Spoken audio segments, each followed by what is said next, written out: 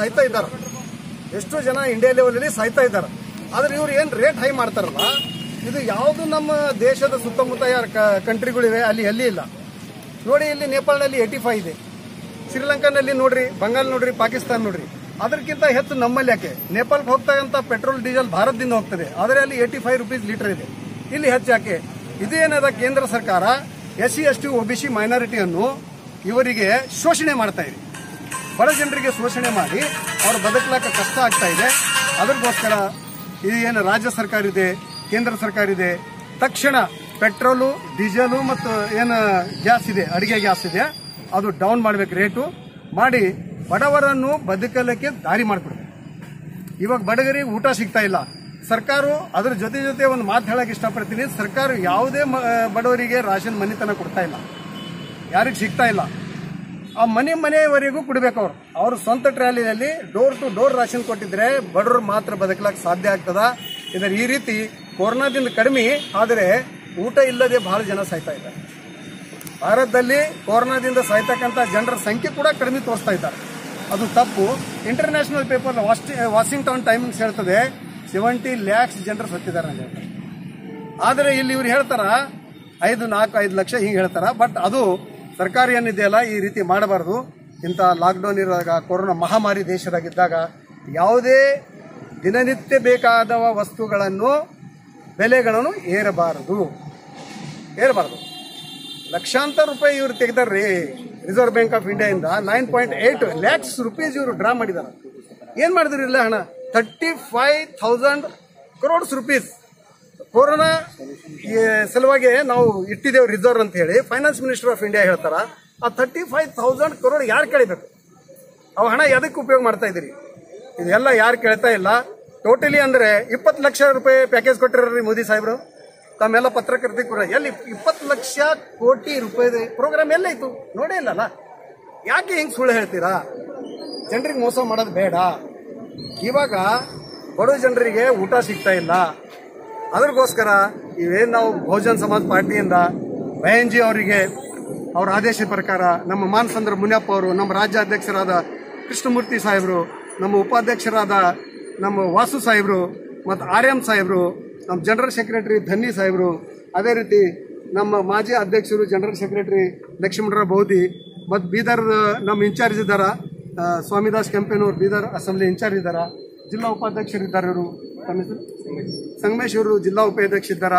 ಇದು ಇಡೀ ರಾಷ್ಟ್ರದಾದ್ಯಂತ ನಾವು ಇವತ್ತಿನ ಈ ಪ್ರೋಗ್ರಾಮ್ ಅನ್ನು ಹೊಂದಿಕೊಂಡಿದ್ದೇವೆ.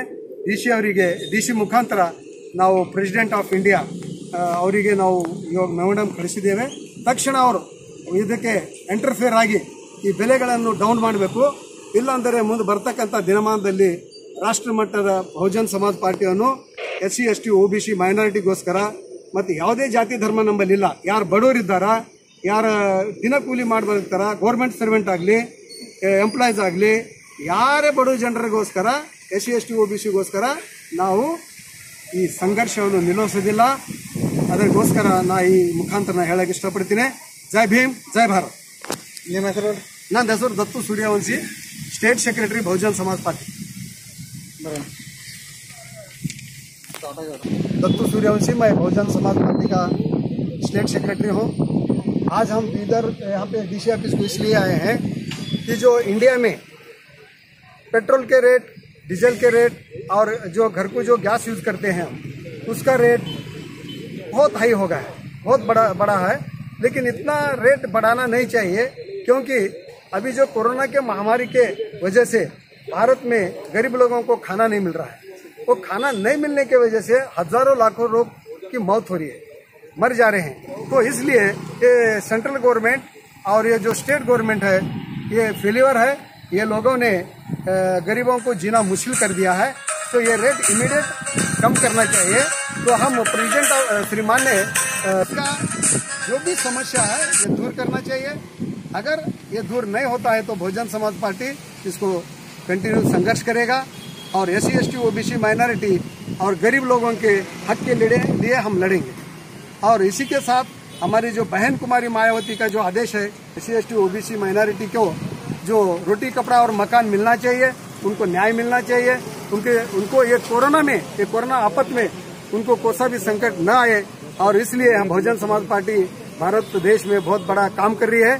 फिलहाल हम गरीब लोगों को हम पहचान के उनको रोटी का हम इंतजाम भी करने का काम कर रहे हैं और इसलिए हम कहते हैं कि ये पेट्रोल और डीजल का रेट जो ज्यादा हुआ है इसकी वजह से जो डेली खाने पीने की जो चीजें हैं इसका रेट ज्यादा हो रहा है। ये गरीब लोगों को खाना भी मुश्किल हो रहा है। सर एक सवाल है सर, जैसे कि मोदी गवर्नमेंट आने के से पहले 2013-15 के बाद से पहले कांग्रेस गवर्नमेंट था जिससे आप लोगों का अलायंस भी था और गवर्नमेंट में भी थे, तब पेट्रोल के रेट 65-70 अभी 100 के करीब आए। तो उसके ऊपर मोदी गवर्नमेंट जो एक्शन ले रही है वो अच्छे के लिए हो रहा है या देश को आगे बढ़ाने के लिए हो रहा है? सर देखो, देश कभी बीजेपी आगे नहीं बढ़ाए।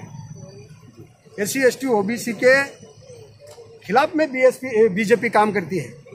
कभी आप देखिए 3 तलाक का क्या मसला है, एक मैं एग्जांपल पे बता रहा हूँ। 20 लाख करोड़ का पैकेज दिए, कभी 20 रुपए किसी सामान्य आदमी को मिला? नहीं मिला। तो बीजेपी कभी भी SC ST OBC की पार्टी नहीं है, वो इसका उद्धार नहीं चाहती। वो मनुवादी लोगों का भला करना चाहती है, कारपोरेट लोगों का भला करना चाहती है। कारपोरेट लोगों को धीरू भाई अंबानी जैसे, टाटा बिरला जैसे बड़े बड़े कारपोरेटों को लाखों रुपए का सब्सिडी देती है, लेकिन गरीब को 1000 रुपए का सब्सिडी नहीं। तो वो उद्धार नहीं करेगी। ये गरीब लोगों को, भारतीय जो SC ST OBC के लोग हैं उनको लूटने का काम इसके जरिए वो कर रही है। सर फिर सेंट्रल गवर्नमेंट से कई स्कीम्स आ रहे, लेबर्स को कई पैसे ले रहे 3000 रुपए और ऑटो ड्राइवर्स को सबको, तो वो भी तो अच्छा काम कर रहे हैं ना सर। देखो 3000 रुपए में एक महीने का राशन आएगा क्या? एक आदमी मेरे जैसा बिदर में किराए से है तो उसका किराया 5000 है, तो 3000 में जिएगा कैसा? नहीं जी सकता। ये खाली हमारे को गुमराह करने का ये षड्यंत्र है। तो इसके बारे में आप क्या कहेंगे? हम इसके बारे में कहते हैं कि जो ऑटो ड्राइवर है, जो लॉरी ड्राइवर है, जो ठेले पे काम करते हैं, जो डेली लेबर काम करते हैं, जो डेली काम करके जीते हैं, वो लोगों को कम से कम 25,000 रुपए दें। क्योंकि पैसा तो हम किसी के सरकार के बाप के घर का नहीं पूछ रहे हैं। जो हम ही जो टैक्स देते हैं सरकार को, वही पैसा, भारत के पास बहुत सारा पैसा है, तो वो पैसा गरीबों को देने का काम सेंट्रल गवर्नमेंट करे और स्टेट गवर्नमेंट करे, ये हम उनको रिक्वेस्ट करते हैं। तो जो है ना ऑटो वालों को जो है ना लाइसेंस के ताल्लुक से बात कर रहे हैं, तो ब्याज जो है ना सिर्फ 10% लोगों के पास है, तो जिनके अकाउंट में पैसे नहीं आ रहे, तो वो लोग कैसा करेंगे? तो लाइसेंस नहीं है सो लोग ज्यादा ड्राइवर है। हाँ, लाइसेंस है वाले ज्यादा है, ब्याज वाले नहीं है, जबकि जो है ना ब्याज का मसला है ही नहीं है। नहीं, हम इसके बारे में लॉ एंड ऑर्डर के हम ओवर करने की बात नहीं करते हैं। वो टेक्निकल सिस्टम है, तो वो टेक्निकल सिस्टम के जरिए ये ऑटो वालों ने अपना ब्याज हो या जो भी उनका जो भी डॉक्यूमेंट्री है वो कंप्लीट करना चाहिए और सरकार को लड़ना चाहिए। सरकार के साथ लड़ना चाहिए, क्योंकि आर्टिकल 21 बोलता है कि भारत का हमें कुछ जीने का हक। सही। तो हमें जीने के हक के लिए सरकार की व्यवस्था करना जरूरी है। हम अगर कोई आदमी कोविड से मर रहा है तो उसका इलाज करने का काम सरकार का है। अगर कोई भूखा मर रहा है उसको अन्न देने का काम सरकार का है।